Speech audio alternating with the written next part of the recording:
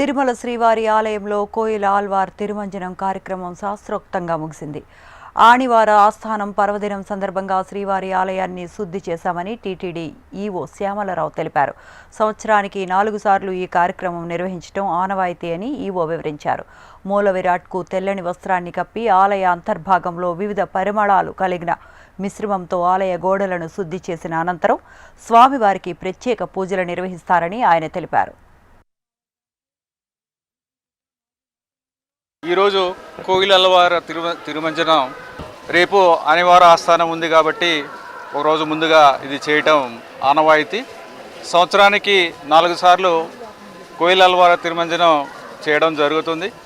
ఉగాది ముందు, అలాగే బ్రహ్మోత్సవాలు, ఉగాది, ఆనివార ఆస్థానం, అలాగే బ్రహ్మోత్సవాలు, వైకుంఠ ఏకాదశి 4 సార్లు. దానికి ముందు వచ్చే మంగళవారం రోజు చేయడం జరుగుతుంది. ఈరోజు కూడా చాలా బాగా సభ్యులందరూ పాల్గొనడం, చైర్మన్ గారు ఉండటం, తర్వాత ఎడిషనల్ ఈవో గారు అందరూ ఉన్నాము. అందరము ఈ కార్యక్రమాన్ని నిర్వహించాము. దీంట్లో ఆలయ శుద్ధి కార్యక్రమంలో మూల విరాట్కు ఒక వస్త్రాన్ని కప్పి మిగిలిన పూజా సామాగ్రి,